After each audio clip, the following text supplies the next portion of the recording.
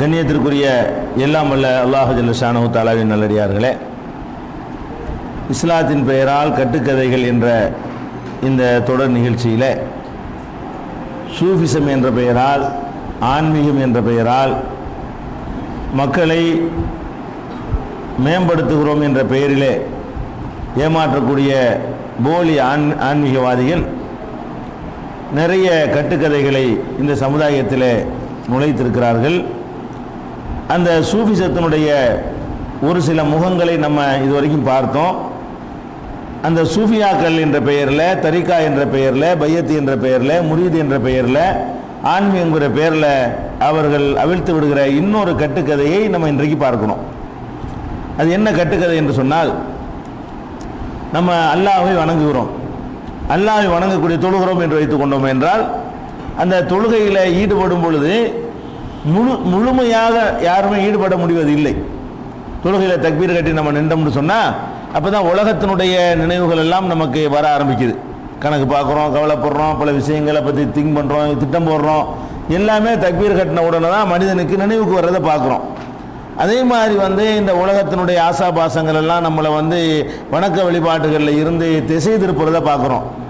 ரமலானில் இருக்கக்கூடிய அந்த பக்குவம் ரமலான கடந்த பிறகு இருக்க மாட்டேங்குது. இந்த மாதிரி பலவீனங்கள் எல்லா மனுஷன்ட்டையுமே இருக்குதுங்க. இந்த பலவீனத்தை பயன்படுத்தி கொள்ளக்கூடிய போலிகள் என்ன செய்கிறாங்க தெரியுமா? நீங்கள் எல்லாம் ஒன்றும் பக்குவம் அடையலை, நீங்கள் பக்குவம் தொழுகிறீங்களே, ஒன்றி போய் வரைக்கும் தொழுகிறீங்களா, ஈடுபாட்டோடு தொழுகிறீங்களா, வேற நினைவே வராமல் அல்லாஹ்வுடைய நினைவுலே அப்படி ஊறி திளைத்து போய் நீங்கள் உங்கள் வாழ்க்கையை தொழுதிருக்கிறீங்களா? அது மாதிரியான தொழுகை தொழுவதாக இருந்தால் நாங்கள் காட்டுகிற இந்த வழிக்கு நீங்கள் வரணும், எங்கள்கிட்ட நீங்கள் பையத்து முரீது வாங்கணும். அப்படி வாங்கினீர்களே ஆனால் உங்கள் தொழுகை வேற மாதிரி தொழுகை ஆயிரும். இப்போ நீங்கள் தொழுவுறீங்க, நீங்கள் ஒழுங்காக தொழுவலை. ஏன்னா இது உண்மை. நம்ம தொழுவும் போது வேற சிந்தனைகள் இருக்கிற உண்மை தானே. ஆனால் அவருக்கு அது இருக்காதான் டாபிக், அவருக்கு அதான் இருக்கு. அவர் என்ன செய்கிறாருன்னு கேட்டால் அதை விளங்கி கொண்டு மனிதன்கிட்ட எல்லாத்தையும் இருக்கிற அந்த பலவீனத்தை பயன்படுத்தி கொண்டு நீங்கள் நல்ல முறையில் உங்களுடைய தொழுகை அமைத்துக் கொள்ளணும்னா, உங்களுடைய இபாதத்துகளை தூய்மையை அமைத்துக் கொள்ள வேண்டும் என்று சொன்னால் நீங்கள் போகிற பாட்டை சரியில்லை. அல்லாஹ் தொழுவ சொல்கிறான், நீங்கள் தொழுகிறங்கிற பேரில் உலகத்து விஷயத்தையெல்லாம் தொழுகையில் சிந்திக்கிறீங்க, இந்த தொழுகையத்துக்கு எல்லாம் மூஞ்சில் கடாசிடுவான் அப்படின்னு சொல்லி நம்முடைய பலவீனத்தை பயன்படுத்தி கொண்டு அந்த போலியான ஒரு சித்தாந்தத்தை இந்த சமுதாயத்தில் விதைத்து கொண்டிருக்கிறார்கள்.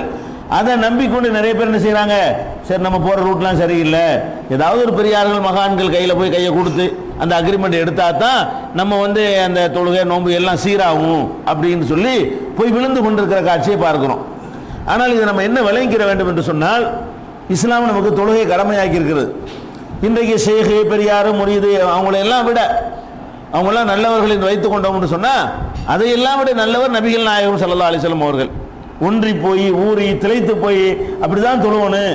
அல்ல ரசூல் ஸல்லல்லாஹு அலைஹி வஸல்லம் தொழுதார்கள், ஏனால் அப்படியே உலகத்தில் நடக்கிற எதுவுமே தெரியாது, அப்படி தொழுவாங்க அப்படின்னு இருந்திருக்குமையானால் இவங்களுடைய ஆர்குமெண்ட் நம்ம ஏற்றுக்கொள்ளலாம். ஆனால் நபிகள் நாயகம் ஸல்லல்லாஹு அலைஹி வஸல்லம் அவர்கள் எப்படி தொழுதார்கள் என்றால், நீங்களும் நாமும் எப்படி தொழுகிறோமோ, தொழும்போது பலவித சிந்தனைகள் வரும், கொஞ்சம் கூட குறைய இருக்கலாம், அந்த சிந்தனை நமக்கு அதிகமாக வரும், உங்களுக்கு கம்மியாக வரும். இந்த மாதிரியான சிந்தனைகளை அறவே வராமல் இருந்தார்களா? வேறு கவனமே வராத அளவுக்கு அப்படியே தக்பீர் கட்டின உடனே உலகத்தில் எல்லாத்தையும் மறந்து, தாயை மறந்து, தந்தையை மறந்து, பிள்ளையை மறந்து, பொண்டாட்டியை மறந்து, வீட்டை மறந்து, வாசலை மறந்து, தொழிலை மறந்து, சொத்தை மறந்து, சோத்தை மறந்து ஒரே அல்லாஹ் அப்படியே அப்படி நின்றாங்களா? அப்படி ஒரு முறையை ரசூல் ஸல்லல்லாஹு அலைஹி வஸல்லம் கற்றுத் தந்தாங்களா? அப்படி முடியுமா? இதை நம்ம விளங்கி வைத்திருந்தோம் சொன்னா இந்த மாதிரியான போலிகள் நம்மளை ஏமாற்ற முடியாது. நபிகள் நாயகம் ஸல்லல்லாஹு அலைஹி வஸல்லமுடைய அந்த தொழுகையுடைய வணக்க முறைகளை நீங்கள் எடுத்து பாருங்கள். எத்தனை ஹதீஸ்கள் நம்ம பார்க்கிறோம். இப்னு அப்பாஸ் ரலியல்லாஹு அன்ஹு அவருடைய ஹதீஸ் ஏற்கனவே உங்களுக்கு தராவி சம்பந்தமாக, இரவு தொழுகை சம்பந்தமாக சொல்லப்பட்ட ஒரு ஹதீஸ் தான். நபிகள் நாயகம் ஸல்லல்லாஹு அலைஹி வஸல்லம் அவங்களுடைய வீட்டில் இப்னு அப்பாஸ் போய் தங்குறாங்க, மைமூனாவுடைய வீட்டில் தங்குகிறார்கள். தங்கின உடனே ரசூல் ஸல்லல்லாஹு அலைஹி வஸல்லம் இரவுல எழுந்து என்ன செய்றாங்க, தொழுகிறாங்க. தொழும்போது இப்னு அப்பாஸ் என்ன பண்றாருன்னு கேட்டா, நம்மளும் ரசூல் ஸல்லல்லாஹு அலைஹி வஸல்லம் பின்பற்றி தொழுவோமே அப்படின்னு சொல்லி நினைத்து கொண்டு ரசூல் ஸல்லல்லாஹு அலைஹி வஸல்லமுடைய இடதுபுறமா போய் நிற்கிறார். ரசூல் ஸல்லல்லாஹு அலைஹி வஸல்லம் தொழுதுகிட்டு இருக்கிறாங்க. அவங்கள ஃபாலோ பண்ணி தொழுவதற்காக வேண்டி, பின்பற்றி தொழுவதற்காக வேண்டி ரசூல் ஸல்லல்லாஹு அலைஹி வஸல்லம் இடதுபுறமா போய் நிற்கிறாங்க. இவங்க சொன்னபடி இப்படி ஊறி ஒன்றி திளைத்து போய் தன்னை மறந்து போய் தொழுவது தான் ரசூலுல்லாஹ்வுடைய ஒரு வழக்கமாக இருந்தால், இவர் வந்ததும் உங்களுக்கு தெரியக்கூடாது, இவர் நின்றதும் தெரியக்கூடாது, அவங்க வாட்டுக்கு தொழுதுகிட்டே இருக்க வேண்டியதான். இவர் வாட்டு நின்று இருந்திருக்கலாம். ரசூல் ஸல்லல்லாஹு அலைஹி வஸல்லம் என்ன செய்கிறாங்க, அவர் வர்றது தெரியுது, இடது பக்கம் நிற்கிறாருங்கிறது தெரியுது. அப்படி என்ன செய்யறாங்க, கையை பிடிச்சி திரும்பி இழுத்து இப்படி பண்றாங்க வலது பக்கம். இடது பக்கம் நிற்கிற ஆளை பிடிச்சிக்கிட்டு வந்து என்ன செய்யறாங்க, காதை பிடிச்சி திரும்பி முன்னாடி தான் கொண்டு வந்துருப்பாங்க, பின்னாடி வரமாட்டேங்குது. எப்படி கொண்டு வந்தான்னு வரல, இப்படிதான் சாத்தியப்படும். இந்த முன்னாடி இந்த பக்கம் நிற்கிற ஆளை பிடிச்சி என்ன செய்யறாங்க, காதை பிடிச்சி திரும்பி இப்படி வந்து நெல்லு வலது பக்கம் நிற்கணும். அப்ப நபி ஸல்லல்லாஹு அலைஹி வஸல்லம் அவர்கள் தனக்கு இடதுபுறமாக நிற்கிற ஒருத்தரை வலதுபுறமாக கொண்டாந்து நிப்பாட்டுறாங்கன்னா என்ன விளங்குது, அவர்கள் எல்லாத்தையும் கவனிக்கிறாங்கன்னு விளங்குது. தொழும்போது உலகத்தை அவனைத்தையும் மறந்து விட்டு அப்படியே மூழ்கி திளைத்து போய் தன்னை மறந்து ரசூல் ஸல்லல்லாஹு அலைஹி வஸல்லம் தொழுது இருப்பார்களே. ஆனால் இவர் வந்து இடது பக்கம் நின்றது யார் எப்படி தெரியும், இடது பக்கம் நின்றால் நின்று போறான்னு இழுத்து கொண்டு வந்து வலது பக்கம் நிப்பாட்டுறாங்க. அப்ப இப்படித்தான் ரசூல் ஸல்லல்லாஹு அலைஹி வஸல்லம் அவர்கள் தொழுது இருக்கிறார்கள்னா அப்படி ஒண்ணு இல்லைன்னு விளங்குது. இந்த சூபியாக்கள் சொல்றாங்களே, அவங்களும் தொழுவல ஃப்ராட், அவங்க அவனை இப்படி தொழ மாட்டான், அவன் நம்மளை விட அதிகமாக கணக்கு பண்ணுவான், நம்மளை ஏமாத்துறதுக்காக என்ன செய்வான், நாங்க உங்களை பக்குவப்படுத்த போறோம், நீங்க எல்லாம் பக்குவப்படல, நம்ம கிட்ட வந்து அவங்களை பக்குவப்படுத்திடுவோம். நமக்கு மேல அதிகமான கணக்கு பார்க்குற ஆட்கள் அவங்க தான் இருப்பானுவோ. அதுல இது எங்க இருக்குன்னா புகாரில இது ஏராளமான ஹதீஸ் இடத்துல இந்த ஹதீஸ் அளவுக்கு எந்த ஹதீஸ் இடம் பெற்றிருக்காது போல இருக்கு. புகாரில மாத்திரம் 117, 138, 183, 697, 698, 699, 726, 728, 859, 992, 1198, 4570, 4571, 4572,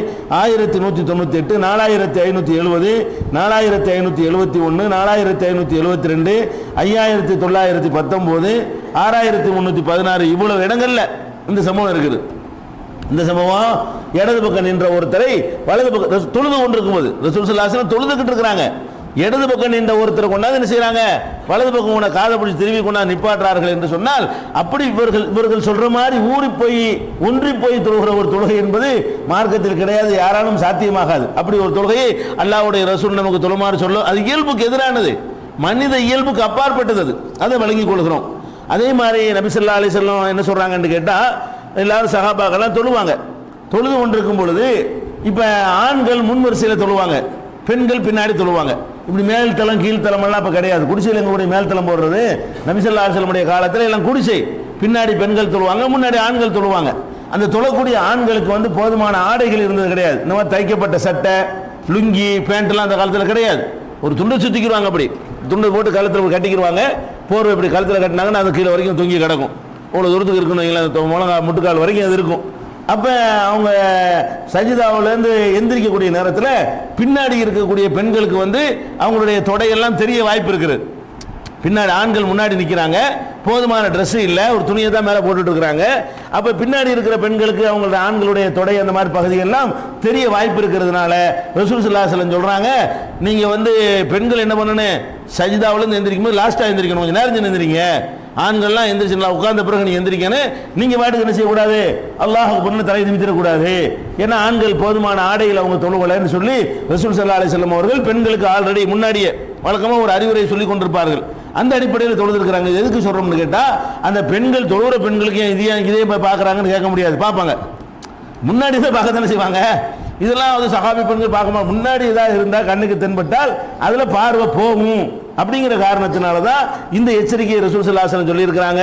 இதை நீங்கள் புகாரியில் 362, 814, 1215 இதெல்லாம் நம்முடைய பலவீனங்களை தான் இந்த சூபியாக்கள் பயன்படுத்த பார்க்குறாங்க. என்ன பலவீனம், உலகத்தில் உள்ள அவ்வளவு மனிதன்கிட்ட இருக்கிற பலவீனம், ஒன்றி போய் எதையும் செய்ய முடிவதில்லை. ஆன்மீகத்தில் போய் நம்மையே மறந்து உலகத்தையே மறந்து விட்டு ஒன்றி போய் ஏதாவது செய்ய முடியுதுன்னா முடிய மாட்டேங்குது. இதை பயன்படுத்தி கொண்டு இதிலிருந்து உங்களை நாங்கள் மேம்படுத்த போறோம், நடக்காத போகாத ஊருக்கு வழிகாட்டுறேன்னு சொல்லிட்டு ஏமாத்துறாங்க. அதுக்காக இதெல்லாம் சொல்லப்படுகிறது. இதை புகாரில் பார்க்குறோம். அதே மாதிரி நபிகள் நாயகம் ஸல்லல்லாஹு அலைஹி வஸல்லம் அவர்கள் என்ன செய்யறாங்கன்னா, அபூ ஜஹம் என்ற ஒரு ஆள் அவங்களுக்கு ஒரு ட்ரெஸ் ஒன்று கொடுத்து விடுறாரு, ஒரு மேலே போத்திக்கிற ஒரு போர்வை, அதை அணிந்து கொண்டு ரசூல் ஸல்லல்லாஹு அலைஹி வஸல்லம் தொழுகிறாங்க. அந்த ட்ரெஸ் எப்படிப்பட்ட ட்ரெஸ்ஸாக இருக்குன்னு கேட்டால், டிசைன், அதாவது வேலைப்பாடு செய்யப்பட்டிருக்கிறது. வேலைப்பாடு செய்யப்பட்ட ஆடையை அணிந்து அவர் கொடுத்து விடுறாரு, அதை அணிந்து கொண்டு ரசூலுல்லாஹ் தொழுகிறாங்க. தொழுது முடிச்ச உடனே வேகமாக அதை கலட்டுறாங்க. கலட்டி இதை கொண்டு போய் அந்த ஆளை கொடுத்துட்டு வந்துருங்க, கொடுத்துட்டு வேற ஒரு ஆடை வச்சிருப்பா அதை வாங்கிட்டு வாங்க அப்படின்னு சொல்றாங்க. அதுக்கு என்ன காரணம் சொல்றாங்க தெரியுமா, இதுல இருந்த வேலைப்பாடுகள் சற்று முன் நான் தொழும் பொழுது என் கவனத்தை சிதறடித்து விட்டது. இந்த வேலைப்பாடு போட்டு அந்த ட்ரெஸ்ஸை போட்டோன்னு அப்படியே கண்ணு அப்படியே போகுது மாதிரியா, ஒரு டிசைனை நம்ம ட்ரெஸ் போட்டோன்னு வைங்களேன், அதில் பார்த்து என்ன செய்யும், அப்படியே கற்பனை அப்படியே போயிட்டே இருக்கும். ஒரு நமக்கு போகும், அவங்களுக்கு போயிருக்கு. நமக்கு எப்படி இந்த மாதிரி கவனம் போகுமோ, ஒரு டிசைன்களை பார்த்தவுடன் நம்முடைய கவனங்கள் மாறுமா இல்லையா? நமக்கு மாறுற மாதிரியே நபிகள் நாயகம் ஸல்லல்லாஹு அலைஹி வஸல்லத்துக்கு மாறி இருக்கிறது. அதை சொல்றாங்க, இந்த ஆடை என்னுடைய கவனத்தை சற்று முன் திசை திருப்பி விட்டது, அதனால நீங்க கொண்டு போய் இந்த ஆடையை கொடுத்துட்டு வந்துருங்க, வேற ஒரு ஆடை டிசைன் இல்லாத ஆடை தருவார், அதை வாங்கிட்டு வாங்க அப்படின்னு சொல்லி ரசூல் ஸல்லல்லாஹு அலைஹி வஸல்லம் சொன்னதாக புகாரியில 373, 752, 5817 இதுல எல்லாம் பார்க்கிறோம். அதே மாதிரி நபி ஸல்லல்லாஹு அலைஹி வஸல்லம் அவர்கள் சொன்னார்கள், ஒரு தடவை வீட்டுக்கு வர்றாங்க, தொழுவ போறாங்க. தொழுவ போனா முன்னாடி அந்த ஜன்னல்ல ஸ்கிரீன் போட்டிருக்கிறது, அந்த ஸ்கிரீன் டிசைனா இருக்கிறது, ஸ்கிரீன் போடப்பட்டிருக்கிறது, அது ஒரு டிசைனா இருக்கிறது. அப்ப ரசூல் ஸல்லல்லாஹு அலைஹி வஸல்லம் பார்த்துட்டு சொல்றாங்க, இதை அப்புறப்படுத்துங்க, இந்த டிசைனை பார்த்தா நம்ம கவனம் வேற பக்கம் திரும்புது. முன்னாடி ஒரு டிசைன் போடப்பட்டு வேலைப்பாடு செய்யப்பட்ட ஒரு துணி கிடக்குமையானால் அது அவங்களுடைய கவனத்தை திருப்புதுங்கிறாங்க. என்னுடைய கவனம் திசை மாறுது, ரொம்ப அதிகமான வேலைப்பாடு இருக்கும் மேல இருக்கு. இன்னைக்கு வேலைப்பாடுகளை எல்லாம் வேலைப்பாடா போனாலும் நம்மள இருக்கிறது இல்லை. அந்த காலத்தில் வேலைப்பாடுனா பெரிய பெரிய கோடீஸ்வரர் மாதிரி உள்ள சாத்தியப்படக்கூடிய விஷயமா இருந்துச்சு. இப்போதான் எல்லாம் வந்து டிசைன் பண்ண புடவையெல்லாம் 100 ரூபாய்க்கு வாங்கிட்டு வந்துடலாமே, அந்த மாதிரி காலத்தில் நம்ம வாழ்ந்து கொண்டிருக்கிறோம். அதனால நமக்கு பெருசாக நம்மள இருக்கிறது இல்லை. அதை விட அந்த காலத்தில் இருக்கும். அந்த காலத்தில் டிசைன்ங்கிறது எப்படி போட்டாங்கன்னு ஆச்சரியப்படுவாங்க, இப்படி இப்படி டிசைன் கொண்டு போட்டாங்க, இப்படி கலர் கலராக ஏற்றினாங்கன்னு ஆச்சரியப்படக்கூடிய ஒரு காலமாக இருந்துச்சா இல்லையா? அதனால அந்த ரசூல் ஸல்லல்லாஹு அலைஹி வஸல்லம் சொல்றாங்க, அமீத்தி அண்ணா கிராமக்கி, இந்த புறவையை முன்னாடி கிடக்கிற ஸ்கிரீன் நீங்கள் அப்புறப்படுத்துங்க, ஏன்னா என்னுடைய கவனத்தை திருப்பிக்கிட்டே இருக்கிறது, தொழும்போது என்னுடைய கவனத்தை திருப்பிக்கிட்டே இருக்கிறது என்று சொல்லி ரசூல் ஸல்லல்லாஹு அலைஹி வஸல்லம் சொன்னார்கள் என்று புகாரியில 374, 5959 ஆகிய ஹதீஸ்ல பார்க்கிறோம். அப்ப நபிகள் நாயகம் ஸல்லல்லாஹு அலைஹி வஸல்லம் தொழுவுறாங்க, அவங்க போட்டிருக்கிற சட்டை அவங்க கவனத்தை திருப்புது, அவங்களுக்கு முன்னாடி போடப்பட்டிருக்கிற ஸ்கிரீன்ல உள்ள டிசைன் அவங்களுடைய கவனத்தை திருப்புதுன்னு சொன்னா ஒன்றி போய் தொழுவுறது எங்க இருக்குங்கிற அல்லாஹ்வுடைய ரசூலுக்கு அது இருந்திருக்குத. இந்த ஷேகுமார்கள் அதான் தாண்டிடுவாங்களா? அதுக்கு மேம்பட்ட ஒரு மலக்கா அவர் நம்மளை பக்குவப்படுத்திடுவார், அவர் பக்குவப்பட்டிருப்பாரா? யாரா இருந்தாலும் இப்படித்தான் இபாதத்து செய்ய முடியுமே தவிர இவர்கள் நினைக்கிற மாதிரி மலக்கு மாதிரி இபாதத்து செய்யறதுக்கு யாரால முடியாது. மலக்குகளுக்கு தான் அது முடியும். ருக்குன்னா ருக்குலே இருப்பார், வேற ஒன்று திங்க் பண்ணவே மாட்டார். பொண்டாட்டியா பிள்ளையா திங்கினுங்கிற கவலை அவருக்கு என்ன இருக்குது? ஒன்றும் கிடையாது. மலக்குகள் தான் அப்படி இருக்க முடியுமே தவிர மனிதர்களால் அது சாத்தியமே படாது என்பதை இதை நம்ம பார்க்கிறோம். நபிகள் நாயகம் ஸல்லல்லாஹு அலைஹி வஸல்லம் உடைய வாழ்க்கையில் நடந்த இன்னொரு சம்பவம், வீட்டில் தொழுகிறாங்க, இரவு நேரம் ஆயிஷா நாயகி குறுக்க படுத்து கிடக்குறாங்க. தொழுவக்கூடிய நேரத்தில் சஜிதா செய்யறாங்க. ஆயிஷா நாயகி காலில் தான் சஜிதா செய்யணும், சின்ன இடம், கால் நீட்டி படுத்துக்கிட்டு இருக்கிறாங்க.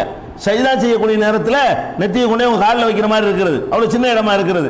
அப்போ நபிகள் நாயகம் ஸல்லல்லாஹு அலைஹி வஸல்லம் என்ன செய்யறாங்கன்னு கேட்டால், சஜிதாவுக்கு போகும்போது தம்முடைய விரலால் குத்துவார்கள் என்னுடைய காலில், நான் காலை மடக்கிக்கிறேன். அவங்க சஜிதா செய்வாங்க, சஜிதா செய்து முடித்த பிறகு என் காலை நீட்டிக்கிறேன் அப்படின்னு சொல்லி ஆயிஷா நாயகி சொல்றாங்க, ஒரு ரிஜ்லாய ஃபீ கிப்லத்திஹி, என்னுடைய 2 காலும் அந்த கிப்லா அவங்களுடைய கிப்லா திசையில் இருக்கும். ஃபைதா சஜிதா கமசனி, அவர்கள் சஜிதா செய்யும் போது விரலால் இப்படி குத்துவார்கள். இப்போ கபல் துரிஜிலாய ரிஜிலைய, என்னுடைய கால்களை நெஞ்சிருவேனா உடனே மூடி மடக்கி கொள்வேன் அப்படிங்கிறாங்க. தொழுதுகிட்டு ரசூல் ஸல்லல்லாஹு அலைஹி வஸல்லம் முன்னாடி கால் நீட்டுறது அவங்களுக்கு தெரியுது, அதே வரல கொண்டு குத்தணும். ஒரு ஆள் படுத்து கிடக்க தெரிய போய் தானே அது செய்கிறாங்க. கால் நீட்டுறவங்களுக்கு தெரியுது, விரல்னால குத்துறது தெரியுது. அப்போ இதெல்லாம் என்ன விளங்குது? தொழுகையில் நீங்க நம்ம மனிதன் என்ற முறையில் இப்படி தான் தொழ முடியும். இதில் என்ன விளங்குதுன்னு கேட்டால், மனிதன் என்ற முறையில் இதெல்லாம் தெரியத்தான் செய்யும்.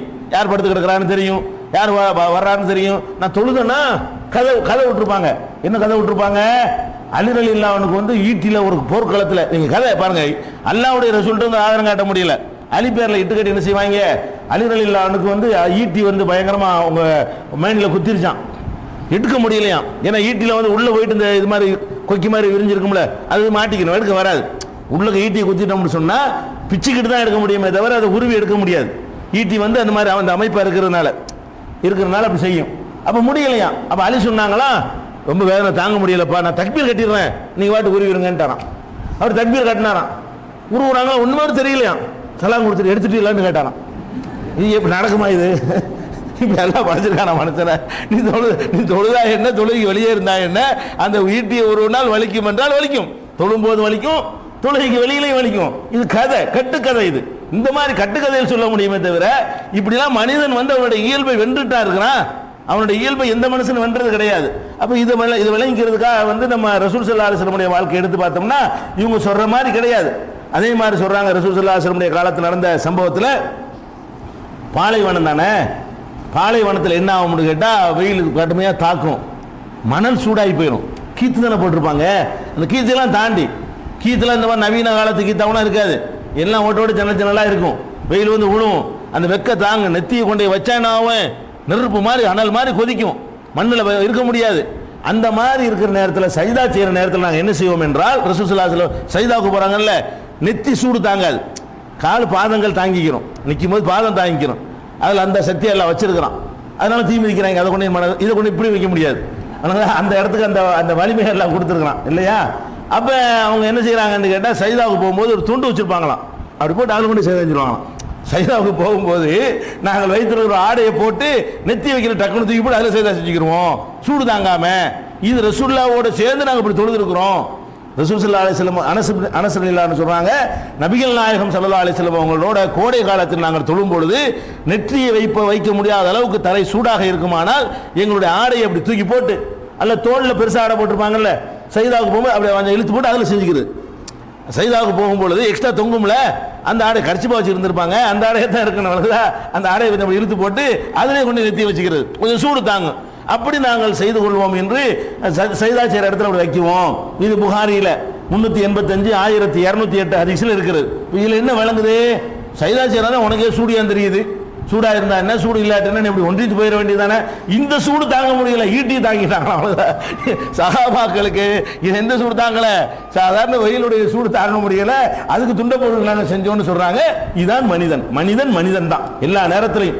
இப்படி இருக்கிறத விளங்கிட்டோம்னு சொன்னா இவங்க ஏமாற்ற முடியாது. அட இப்படித்தானே எல்லாரும் இருக்க முடியும், நீ இல்லாத ஒன்ன சொல்ற, அப்படி யாராலையும் தொழுவ முடியாதுன்னு நம்ம சொல்லி போடணும். அதே மாதிரி நபி ஸல்லல்லாஹு அலைஹி வஸல்லம் சொல்றாங்க, நீங்கள் தொழுகையில் இருக்கிறீங்க, இருக்கும்போது சளி, வாயில் சளி ஊறுது, சளி வந்து எச்சி வந்துருச்சு, அதை வந்து துப்பணுங்கிற ஒரு கண்டிஷன் ஆயிடுச்சு. அப்படி இருக்குமே ஆனால் ரசூல் ஸல்லல்லாஹு அலைஹி வஸல்லம் சொல்றாங்க, தொழுகையில் இருக்கும்போது எச்சி துப்புற எண்ணம்லாம் வரலாமா அப்படின்னு நீங்க கேட்பாங்க. ஆனால் அல்லாஹ்வுடைய ரசூல் என்ன பண்றாங்க, எச்சி உன்னை மீறி வந்துருச்சா, வந்துச்சுன்னு சொன்னா இடது பக்கம் துப்பிக்க, காலுக்கு அடியில் மண்ணா இருந்ததுனால இப்போ இடது பக்கம் துப்பி விட்டுறாது, அவ்வளோதான்.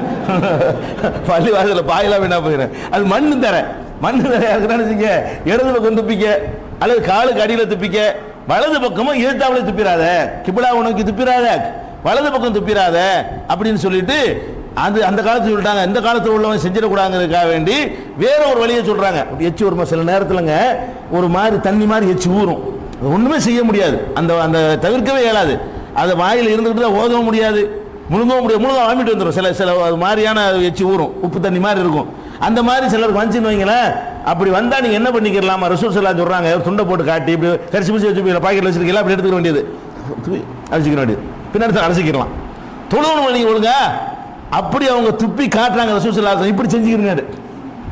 தொழுகையில் இருக்கும் பொழுது உங்களை மூக்கு ஓடிக்கிட்டே இருக்குங்க, ஜலதோஷம், பயங்கரமான ஜலதோஷம், சைதாவுக்கு போனால் அப்படி கொட்டு கொட்டுது, கொட்டிக்கிட்டே நான் தொழுகிறேன்னு தொழுவா செய்வீங்க, நீங்க என்ன செய்ய வேண்டியது, எடுத்து செஞ்சுக்க வேண்டியதான், அது தொழுகைலாம் பாதிக்காது, இதுதான் இயல்பு, இப்படி செஞ்சுக்கலாம். அப்ப ரசூல் ஸல்லல்லாஹு அலைஹி வஸல்லம் அவர்கள் என்ன செய்யறாங்களா, இந்த வார்த்தையை சொல்றாங்க, ஃபலா யபுசுகன் அஹதுக்கும் கிப்ல கிப்லத்திஹி, கிப்லாவுடைய திசையில யாரும் என்ன செய்யாதீங்க, எச்சி துப்பிராதீங்க, வலாக்கின் அன் யசாரிஹி அவ் தஹத கதமைஹி, இடது பக்கம் துப்புங்க அல்லது பாதத்துக்கு அடியில் துப்பிக் கொள்ளுங்கள், மண் இருக்கனால போட்டு மூடிக்கலாம் அப்படின்னு சொல்லிட்டு, சும்மா ஆகாத தரஃப ரிதாயிஹி, பெருசாக மேலே கிடக்கிற துண்டுடைய ஒரு பகுதி எடுத்து என்ன செய்யறாங்க, பசகபிஹி, அதில் துப்பி காட்டுறாங்க, ஃபோன் இப்படி துப்பி இப்படி செஞ்சுக்க, துளு விட்டுறி பின்னாடி அலசிக்கலாம், ஏன்னா பள்ளிக்குள்ள துப்பி விட்டுறக்கூடாது, அதே நேரத்தில் துப்பக்கூடாதுன்னு வாயில வச்சுக்கிட்டு ஓதவும் மாட்டேன், ஒன்றும் செய்ய மாட்டேன், உனக்கு அல்ஹம்து வாயில வராது, ஒன்றும் வராது, இப்படி வாயில வச்சுக்கிட்டே இருந்தா என்னன்னு தொழுவீங்க, இருச்சலா இருக்கும், எப்படா இருந்தாலும் சலாம் கொடுப்பாரு இருக்குமே தவிர நீங்க ஓதவே மாட்டீங்க,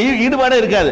கொஞ்ச நேரத்தில் ஒரு துப்பி அப்படி இப்படி செஞ்சு காட்டுறாங்க ரசூல் ஸல்லல்லாஹு அலைஹி வஸல்லம். இது எங்க இருக்குதுன்னு கேட்டா, இப்படி செஞ்சு காட்டிட்டு அவ எவ்வளோ ஹாக்கதா இப்படி செஞ்சு கேட்குறாங்க, ஒரு துப்பி இப்படி காட்டிட்டு இது மாதிரி செய்யி, இந்த செஞ்சு செயல்முறை விளக்கம் ரசூல் ஸல்லல்லாஹு அலைஹி வஸல்லம் சொல்லி தர்றாங்க.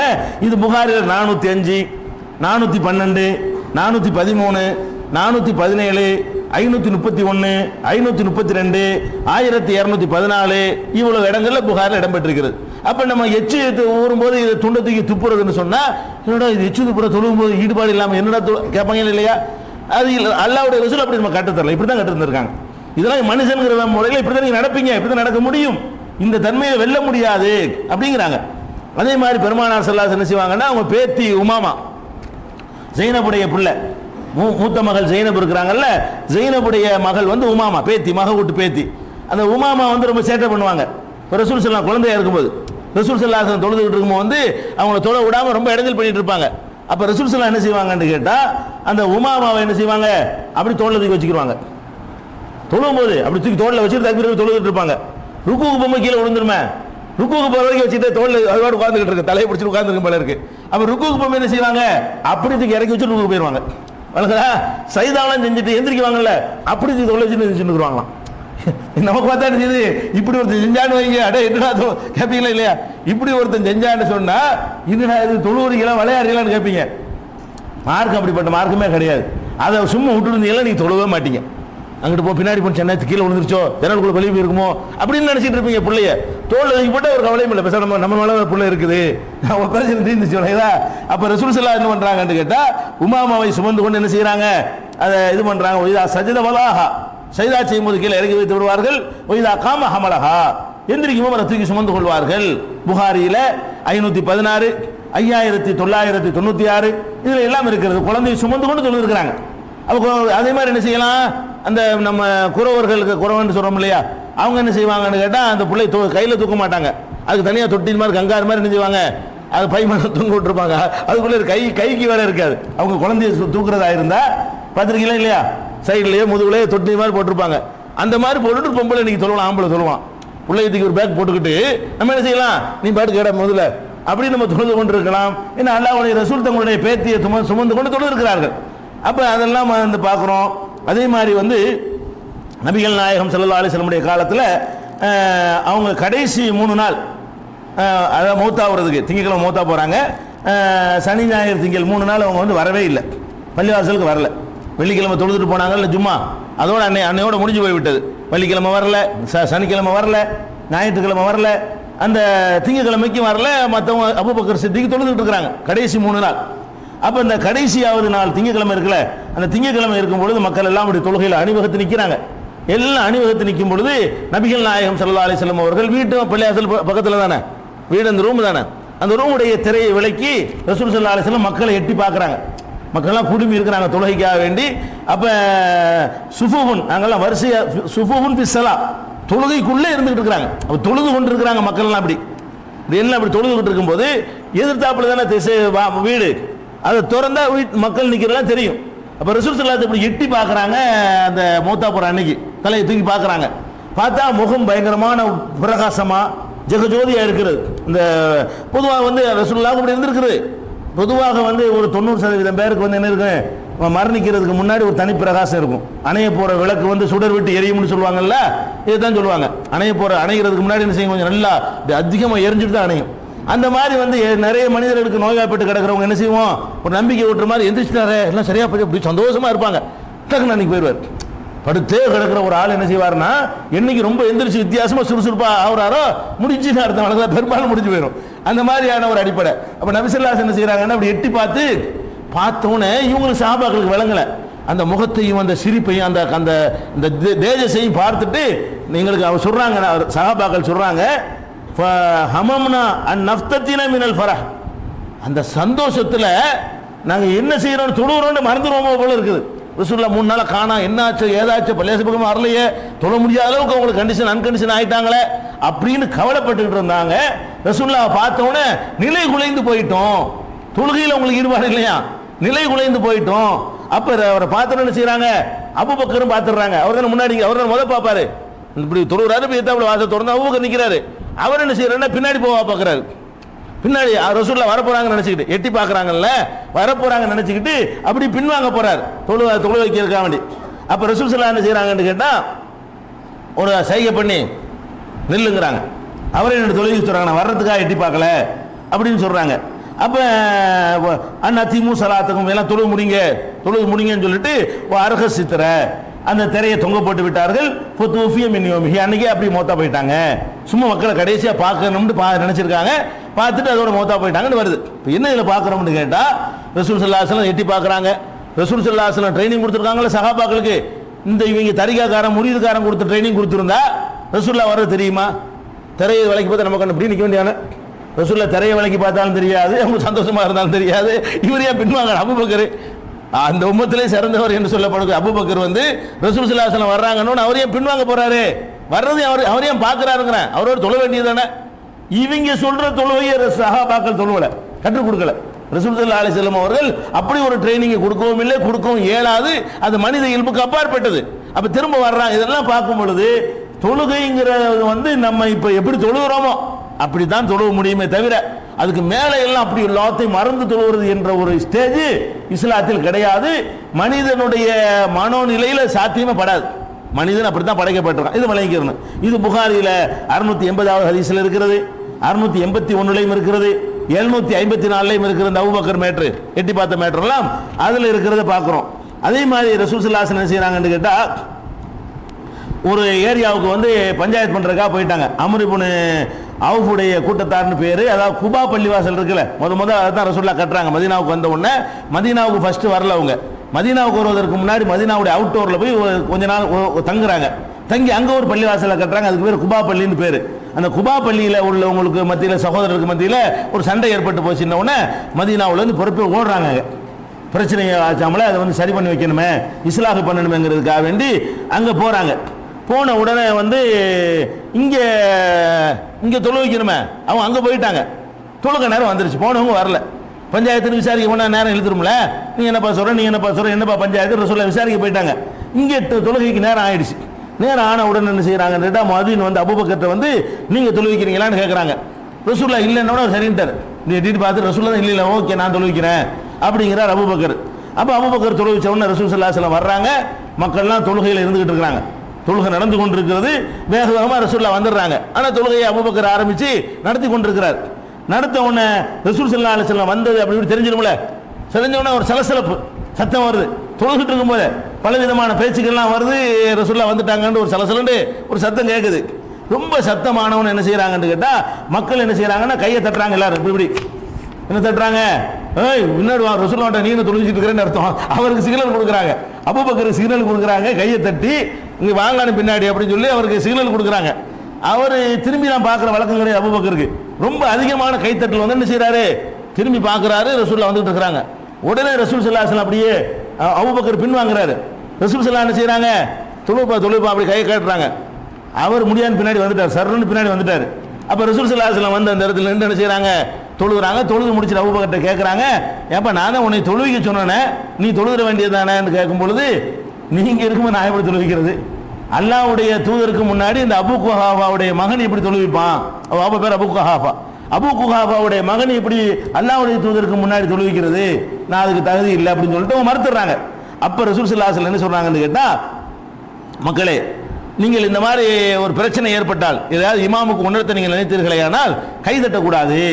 என்ன செய்யணும்னு கேட்டா தஸ்பீஹ் சொல்லுங்க, சுப்ஹான் அல்லாஹ்னு சொல்லுங்க.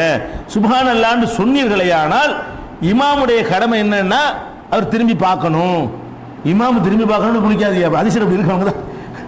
அதாவது இமாம் திரும்பி பார்க்கணும், மற்றவங்க திரும்பி பார்க்க கூடாது. எல்லாம் வந்து சுப்ஹான் அல்லாஹ்ங்கறாங்க. அவருக்கு என்ன சொல்றாங்கன்னு விளங்குனா ஓகே, விளங்கலையா கேட்க வேண்டியது. தலையினால வாயினால கேட்டுறாம ரசூல் ஸல்லல்லாஹு அலைஹி வஸல்லம் சைகையில கேட்டாங்கல்ல, கேட்க வேண்டியது. நம்ம சைகையில புரியுற மாதிரி சொல்ல வேண்டியதுதான். நன்றக்காத்தான் மூணு இப்படி அதெல்லாம் தப்பு கிடையாது. வணங்குதா, இதெல்லாம் நமக்கு தெரியாதானா, இதெல்லாம் என்ன செய்யாது. இவன் சுப்ஹானல்லாஹ் சுப்ஹானல்லாஹ் அவர் பைத்தியம் முடிச்சு போய் எதுக்கு சுப்ஹானல்லாஹ்ங்கற 10 நிமிஷம் சொல்லிட்டு தான் விளங்காது அவருக்கு.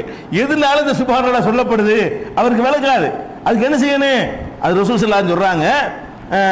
என்ன சொல்றாங்கன்னு கேட்டா, மன் ராபஹு ஷைஉன் ஃபீ ஸலாத்திஹி, தொழுகையில வந்து யாருக்காவது இந்த மாதிரி பிரச்சனை ஏற்பட்டு விடுமையானால் ஃபல்யுஸப்பிஹ், அவர் தஸ்பீஹ் செய்ய வேண்டும். ஃபைதா சுப்பிஹ, தஸ்பீஹ் செய்யப்படுமையானால் உல்துஃபித இலைஹி, உடனே திரும்பி பார்க்க வேண்டும். இமாம் என்ன செய்யணும், தஸ்பீஹ் செய்த உடனே திரும்பி பார்க்கணும்.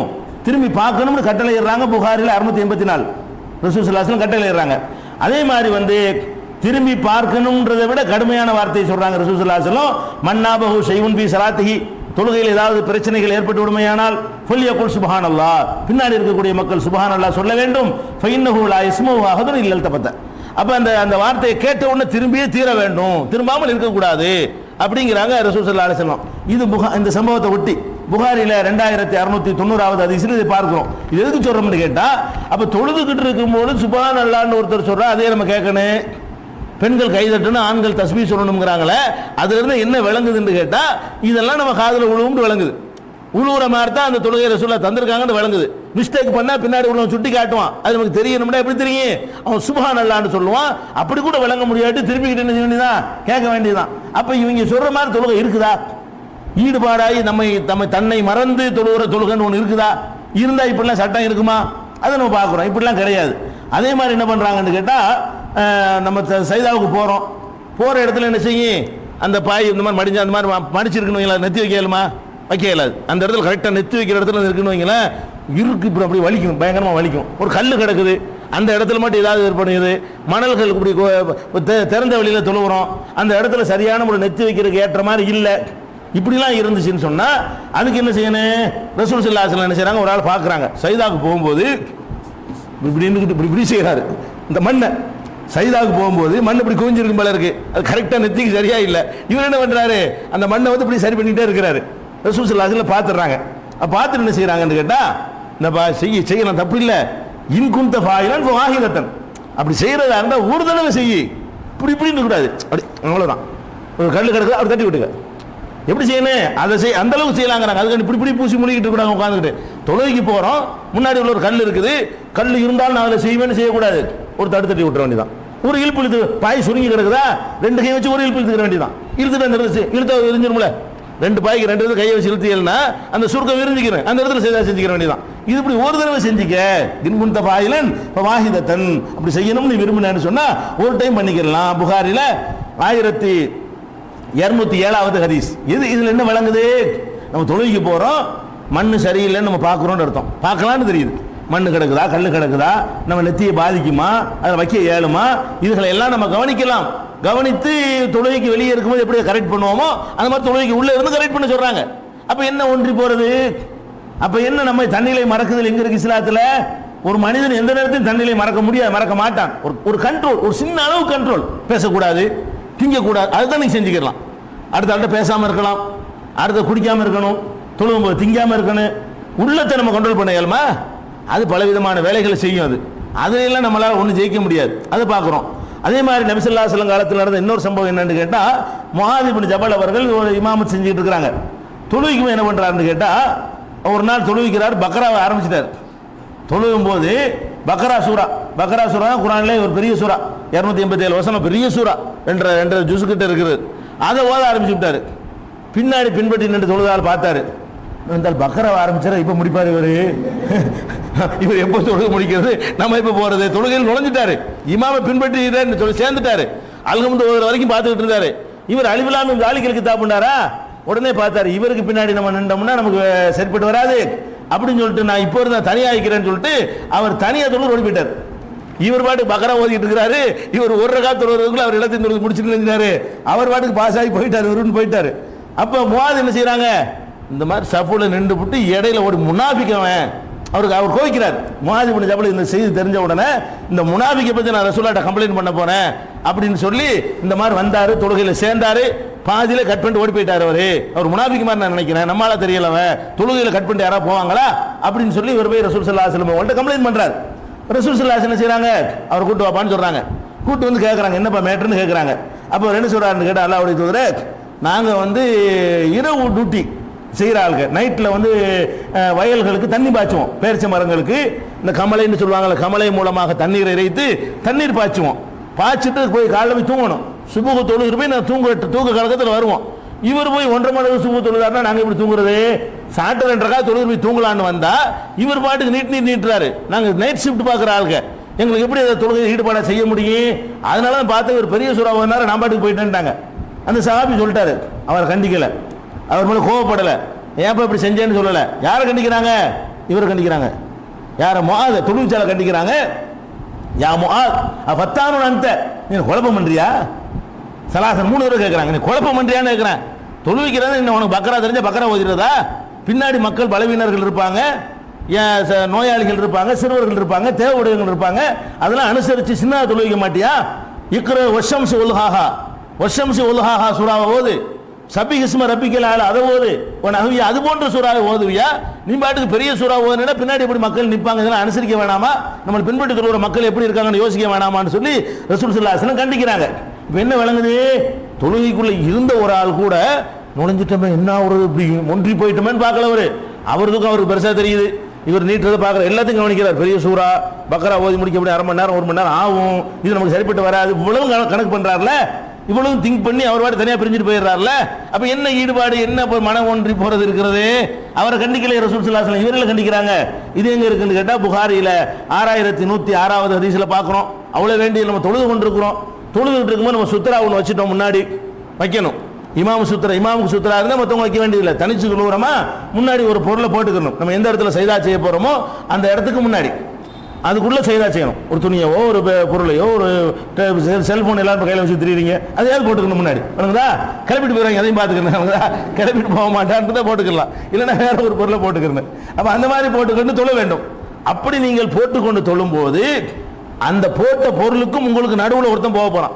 இந்த இடத்துல நான் சுத்ரா போட்டுக்கிட்டேன், நான் இங்க நின்று தொழுகிறேன், இதுக்குள்ள ஒருத்தன் வந்தான்னு சொன்னா நீ என்ன செய்யணும்? பொல்லியு காத்திலுகு, அவனை தடுக்கணும், அடிக்கணும். வந்து ஒரே அடி, ஏன்னா இதுக்குள்ள நுழையிற யார் தொழுவும் போது சண்டை பிடிக்க சொல்றாங்க. நம்ம செய்யற தொழுகையில் இருக்கும்போது நமக்கு என்ன சொல்றாங்கன்னு கேட்டா, எவன் வர்றான் எவன் அதெல்லாம் கவனிக்க சொல்றாங்க. நம்ம ஒன்றி போனா நமக்கு தெரியுமா இவன் போறது? நம்ம ஒன்றி போய் தொழுதோம்னு சொன்னா எவன் குறுக்க போனா நமக்கு என்ன தெரியும்? அவன் பாட்டுக்கு போவான், அவன் பாட்டுக்கு போறான், நம்ம ஒன்றி போயிட்டோமே, தண்ணிலை மறந்துட்டோமே. அப்படி ஒரு தொழுகை மார்க்கத்தில் இருக்குமே. ஆனால் சண்டை போடுன்னு எப்படி வரும்? சண்டை போடுன்னு வராது. பெரிய சம்பவம் எப்படி வருதுன்னு கேட்டா, அபூ சயீத் அல் குத்ரி அவர்கள் ஒரு ஜும்மா நாளில் என்ன செய்யறாங்கன்னா, ஜும்மா தொழுகைக்கு பிறகு முந்தியா இருக்கும், முன் சுன்னத்தா இருக்கும், இல்லாட்டி பின்னாடி தொழுகிற தொழுகையா இருக்கும். ஜும்மா தொழுகையில ஜும்மா நாளில் என்ன செய்யறாருன்னு கேட்டா, ஒரு சுத்ராவை வைத்து கொண்டு தொழுகிறார். அவர் கரெக்டா சுத்ரா போட்டு விட்டு தொழுது கொண்டு இருக்கிறார். அப்போ ஒரு இளைஞர் என்ன செய்யறாருன்னு கேட்டா, அவரை வந்து குறுக்க போறதுக்கு முயல்கிறார். முடிஞ்ச உடனே என்ன செய்யறாருன்னு கேட்டா, அப்படின்னு பார்க்கறாரு, எங்கேயும் போக முடியல. அப்ப அந்த அபூ சயீத் தொழுதுட்டு இருக்கிறாரு. உடனே நடுவில் நுழைஞ்சு ஒரு போறாரு. போனவர் என்ன செய்யறாங்கன்னு கேட்டா, இப்போ தஃபாஹு அபூ சயீத் தடுக்கிறாரு. தடுத்தவன் என்ன செய்யறாரு அப்படிங்கிறாரு, அவர் நின்றுறாரு. இந்த தடுக்கிற நம்ம போற பாதி வந்து இருக்கிற மரம் விடுறாரு, விலங்கு அவர் சேட்டம் தெரியல. மறுபடி வர்றாரு, கட்டுமையா தடுக்கிறாங்க 2வது தடவை. அதுக்கப்புறம் என்ன செய்யறாங்கன்னு கேட்டா, 2வது அடி பலமா விழுந்துருச்சு. முதல் தடவை லேசா தள்ளி விட்டுருக்காரு. அந்த ஆள் வந்து விளங்காம என்ன செய்யறாரு, மறுபடியும் வந்திருக்காரு, பலமா வச்சு விட்டார் அடி. எந்த அளவுக்கு வச்சுட்டாருன்னு கேட்டா, அவருக்கு ஏதோ ஒரு வேதனை ஏற்படுற அளவுக்கு அடிச்சு விட்டார். பயங்கரமா நினைச்சிட்டாரு, அடியை விட்டார் தொழுதுட்டு இருக்கும்போது. அப்ப இது முடிஞ்சவன என்ன ஆச்சுன்னு கேட்டா, உடனே மர்வான் தான் ஆட்சி பொறுப்புல இருக்கிறார். மர்வான் அந்த ஜும்மாவுக்கு முந்திலாம் குழப்பம் பண்ணுவார், அந்த ஆள் தான் ஆட்சியில் இருக்கார் மதீனாவில். அந்த மர்வான்ட்டு போய் ஒரு கம்ப்ளைண்ட் பண்ணிட்டாரு. உடனே மர்வான் என்ன பண்றாரு, அதை கூட்டிட்டு அபூ சயீத்ன்ட்டாரு. கூட்டு வந்து என்னப்பா மேட்ரு, என்ன நடந்த செய்தி என்ன அப்படின்ன உடனே அபூ சயீத் சொல்றாங்க, இதா சல்லா அஹதுக்கும் இலா ஷைஇன் யஸ்துஹு மினன் நாஸ், மக்களை மறைக்கிற விதமாக ஒரு சுத்ராவை வைத்துக் கொண்டு உங்களை யாராவது தொழக்கூடிய நேரத்தில் ஃபஅராத அஹதுன் அன் யஜ்தாஸ பைன யதைஹி, அதுக்கு உள்ள யாராவது கடந்து செல்ல முயற்சிப்பார்களே ஆனால் ஃபல் யதுஃபஹு, அவரை தடுக்கட்டும். ஃபஇன் அபா, மறுத்தாரையானால் ஃபல் யுகாத்திலுஹு, சண்டையிடட்டும் அவனோட. ஒருக்க தடுத்துட வேண்டியது, மறுபடியும் வந்தாலும் அடிச்சிட வேண்டியது. முதல் தடவை வரும்போது தடுக்க வேண்டியது, 2வது வந்து என்ன செஞ்சிருன்னு அடிதான், அடியை போட்டுருங்க அப்படிங்கிறாங்க ரசூல். ஃபஇன்னமா ஹுவ ஷைத்தான், 2வது வந்து ஷைத்தான். முதல் தடவை தவறுதெல்லாம் வந்துடலாம், போட்டு நமக்கு தெரியாம கூட வரலாம். போட்டிருப்பார், சுத்தரா போட்டு நமக்கு தெரியாது, தொழுவுற சும்மா நிற்கிறார் நினைச்சிட்டு வந்துடுவோம். அவர் கையை நீட்டோம் என்ன செய்யணும்னு தொழுவுறாரு, பின் வாங்கிடணும். மறுபடியும் உள்ள கொண்டு சைத்தானத்தான இருக்கணுப்ப அட்டியில் விடுங்க அப்படின்னு சொன்னாங்க. அதனால அதை செஞ்சேன் அப்படின்னு அபூ சயீத் சொன்னாங்கிறத புகாரில் 509வது ஹதீஸ்ல பார்க்கிறோம். என்ன விளங்குது, தொழுதுகிட்டு இருக்கும்போது குறுக்க ஒருத்தன் போனா கூட அதை பார்க்கணும், தடுக்கணும், அடிக்கணும்னு வழங்குது. அப்ப என்ன என்ன என்ன தொழுகை வழங்கிட்டோமா? இப்ப இவங்க சொல்ற மாதிரி இல்லை, இந்த சூஃபியை இந்த பேர்ல சொல்றாங்களே, அப்படி ஒரு ஸ்டேஜ் மார்க்கத்தில் கிடையாது. அவங்களும் உங்களை மாதிரி தான் இருப்பாங்க, நீங்களும் அவங்கள மாதிரி தான் இருப்பீங்க. சும்மா நம்மளை ஏமாத்துறாங்க, அதை வழங்கிக்கணும்.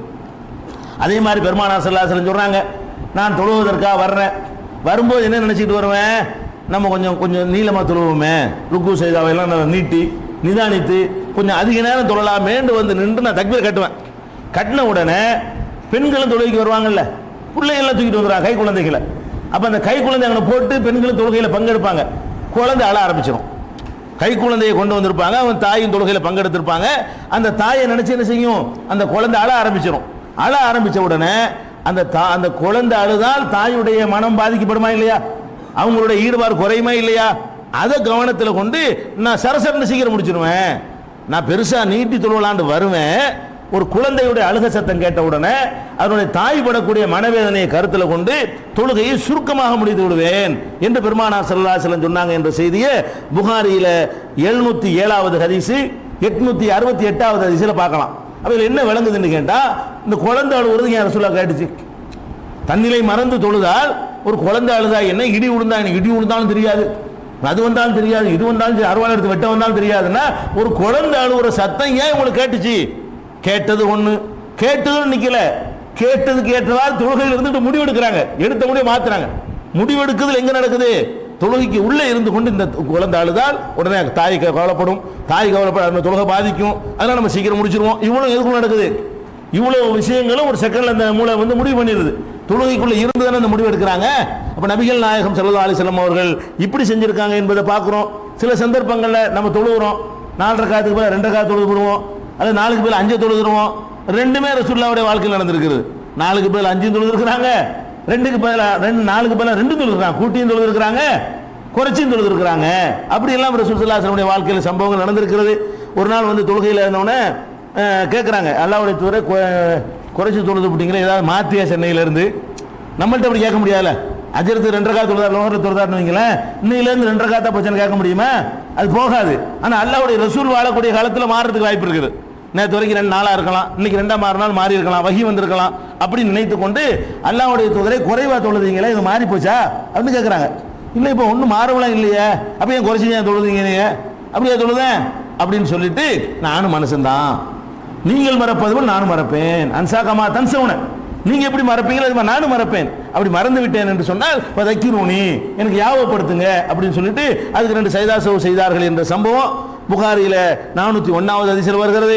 4 ரக்காத்துக்கு பதில் 5 ரக்காத் தொழுது விட்டார்கள் என்ற ஒரு சம்பவம்.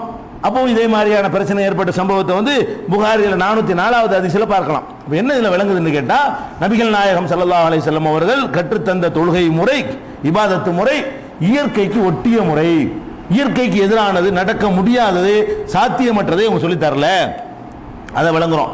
அதே மாதிரி வந்து அபு பர்சான்னு ஒரு சஹாபி, அபு பர்சாங்கிற சஹாபி என்ன செய்யறாருன்னு கேட்டா, அவர் தொழுகிறார், தொழுதுகிட்டு இருக்கும்போது குதிரையில் வர்றார், குதிரையில் வந்து இறங்கி தொழுக நேரம் ஆன உடனே குதிரையை அப்படி அவுத்து விட்டுவிட்டு அவர் வாட்டு தொழுகிறார். பழகின குதிரை ஓடாது, கட்டிப்பட தேவையில்லை. நம்ம குதிரையை நல்லா பழக்கி வச்சிருந்தோம்னு சொன்னா விசில் அடிச்சா கூட ஒடியாந்துடும். அந்த ஓனர் வந்து அவன் ட்ரைனிங் கொடுத்து வச்சிருந்தான்னா கையை தட்டினா என்ன செய்யாது, அவங்ககிட்ட ஒடியாந்துடும். குதிரையெல்லாம் நல்லா பழகிற பிராணிகள்ல உள்ளது. அவர் நல்லா பழகின குதிரை தானே அவர் விட்டு என்ன செய்யறாரு, அவர் பாட்டுக்கு தொழுகிறாரு. தொழுதவனும் என்ன ஆகுதுன்னு கேட்டா, குதிரை பாட்டுக்கு போக ஆரம்பிச்சு ஆக்குறாரு, எங்கேயோ போயிட்டு குதிரை, அவரை தக்பீர் கட்டி விட்டாரு. அப்புறம் பார்த்தா குதிரையை காணா, அப்படி இப்படி பார்க்கறாரு, எங்கேயோ போயிடுச்சு குதிரை. ஆகான்னு சொல்லி தொழுகை விட்டு ஓடுறாரு. யாரு? அபு பர்சா. குதிரை ஓடி போடணும்னு செய்யறாரு, குதிரைக்கு பின்னாடியே ஓடுறாரு. இருக்கிற ஆட்கள்லாம் பார்க்குது, அட பாவி மனுஷா, ஒரு குதிரைக்காவடி தொழுகை விட்டு போறியடா. சஹாபி இதை செய்யறாரு. சஹாபாக்களுக்கு அடுத்த தலைமுறையில் உள்ள ஆளுகளுக்கு ஆச்சரியமா தெரியுது, என்னப்பா இது, ஒரு குதிரைக்காக வேண்டி தொழுகை விட்டு கட்டின தக்பீரை விட்டு ஓடுறியப்பா நீ அப்படிங்கிறாங்க. இவர் போய் முதல் என்ன செய்யறாரு, குதிரையை இப்போ இழுத்துட்டு வந்து இதை பிடிச்சிட்டு வந்துட்டு என்ன செய்யறாரு, விஷயத்தை சொல்றாரு. என்ன சொல்றாருன்னு கேட்டா, நாங்களாம் ரசூலுல்லாஹ் ட்ரைனிங் எடுத்த ஆளுங்க, நீ எங்களுக்கு சொல்லி தெரியல, நாங்கள் நபிகள் நாயகம் ஸல்லல்லாஹு அலைஹி வஸல்லம் அவங்கள்ட்ட ட்ரைனிங் எடுத்த ஆளுங்க, அவங்க இந்த மாதிரி வழிமுறையை தான் எங்களுக்கு சொல்லி தந்துருக்கிறாங்க. நாங்கள் பாட்டு குதிரையை விட்டு குதிரை குதிரைன்னு தொழுவுறதுக்கு பதில் அல்லாஹ்வையா தொழுவோம். குதிரை இப்போ ஓட ஆரம்பிச்சிருச்சோ, நம்ம தொழுவுற என்ன செய்வோம், குதிரை குதிரை எங்க வச்சு தெரியலையே, எவன் முடிச்சாலும் தெரியலையே, இதுக்கு ஒரு தொழுகையா? முதல்ல அதுக்கு ஒன்றாவது கட்டி போட்டா ஃப்ரீயா தொழுவேன். இதைத்தான் ரசூல் ஸல்லல்லாஹு அலைஹி வஸல்லம் கற்று தந்தாங்களே தவிர நீங்க நினைக்கிற மாதிரியான மார்க்கத்தை ரசூலுல்லாஹ் கொண்டு வரலன்னு சொல்லி அவர் அப்ஜெக்ஷன் பண்ணாருங்கிற விஷயம் புகாரில 6127வது ஹதீஸ்ல இது இடம்பெற்றிருக்கிறது. பெருமானார் ஸல்லல்லாஹு அலைஹி வஸல்லம் சொன்னாங்க, தொழுதுட்டு இருக்கிறீங்க, இதெல்லாம் எதுக்குன்னா 1 2 இல்ல, இவ்வளவு நிறைய சொல்ல வேண்டியிருக்கு. ஏன்னா ஏமாத்துறாங்க, அவ்வளவு ஏமாத்துறாங்க. பொம்பளைகள்லாம் போய் நீங்க தொழுவுற செல்லாது, நீங்க பொய் தொழுவுறீங்க, போலி தொழுவுறீங்க, இது எல்லாம் தூக்கி மூஞ்சில எரிஞ்சிருவான். தொழுவும் போது கணக்கு பாக்குறீங்க, தொழுவும் போது மாப்பிள்ளை நினைக்கிறீங்க, தொழுவும் போது பிள்ளையை நினைக்கிறீங்க, தொழுவும் போது அடுப்புல போட்டு சோத்தை நினைக்கிறீங்க, அதெல்லாம் நினைக்கதான் செய்வான் மனுஷன். இதெல்லாம் அவனை நினைப்பான், நம்மள அப்படி ஏமாத்துறது. பொம்பளை ஆமா நினைக்கத்தானே செய்யறோம், இவர் நினைக்க மாட்டார் போல இருக்க, ஒரு வித்தியாசம். அப்ப என்னங்க செய்யணும், முறிது வாங்கிருங்க. முறிது வாங்கணும்னே வராது, படிப்படியாக தான் வரும், வரப்போறது இல்ல. இவன்ட்டு இருந்தா தானே, உண்மையில் இருந்தா தானே முறிது வாங்கணும், அப்படித்தான் இருப்பான். ஆனா என்ன சொல்லுவாங்க, உடனே எல்லாம் வராது, தானே வாங்கியிருக்கிறிய பாருங்க, 2 வருஷம் போகட்டும், 3 வருஷம் போகட்டும், 10 வருஷம் போகட்டும்னு அப்படியே அவனுக்கு அடிமையாக்கி வச்சு கடைசியில் மௌத்தா போற வரைக்கும் அவனுக்கு வேற அவன் இதே மாதிரி தான் இருப்பான், எந்த மாற்றம் வந்துடாது. அது பார்க்கிறோம். அப்ப ரசூல் ஸல்லல்லாஹு அலைஹி வஸல்லம் சொல்றாங்க, நீங்கள் தொழுது கொண்டிருந்தாலும் சரி, பாம்பைய தேளை கண்டால் போய் அடிச்சுட்டு தொழுவுங்கிறான். பொழுது தக்பீர் கட்டிட்டு இருக்கு, தேள் ஓடிட்டு இருக்கு, அது நம்மளே அதுபாட்டு ஓடிட்டு அப்படின்னு நினைக்க கூடாதான். போயிட்டு வந்து அடியை போட்டு வந்து என்ன செய்யணும், நம்ம பாட்டு தொழுகையை தொழுதுட்டு இருக்கேன்னு அப்ப ரசூல் ஸல்லல்லாஹு அலைஹி வஸல்லம் அவர்கள் தொழுது கொண்டு இருந்தாலும் பாம்பையும் தேளையும் கண்டால் அதை கொன்றுவிட்டு தொழுகையை தொடருங்கள் என்று நம்ம கட்டளையிட்டார்கள் என்ற செய்தி திருமதியில சஹீஹான ஹதீஸ் தான். 355, நசையில 1187, 1188, அபூதாவூதுல 786, இப்னு மாஜாவுல 1235, முஸ்னத் அஹ்மதுல 6881, புகாரி முஸ்னத் அஹ்மதுல 7075, 7157 எல்லாம் இருக்கு. அப்ப தேளை கண்டா பாம்பை கண்டா கொள்ளுங்கன்ற மார்க்கம் தொழுதுகிட்டு இருந்தாலும் அப்ப ஒன்றி போனா எப்படி எல்லாம் தெரியும் நமக்கு? தேளை போற எப்படி தெரியும், பாம்பு போற எப்படி போயிட்டு இருக்க வேண்டியதானே? அதெல்லாம் தெரியுமா? தெரியத்தான் செய்யும். மனுஷன் அப்படித்தான் இருப்பான். மனிதன் தான் எல்லா நேரத்திலும் காட்டுறாங்க. இது பார்க்கிறோம். அதே மாதிரி இந்த மாதிரி தொழுகை சம்பந்தமாக இவ்வளவு நிகழ்வுகள் நடந்திருக்கிறது.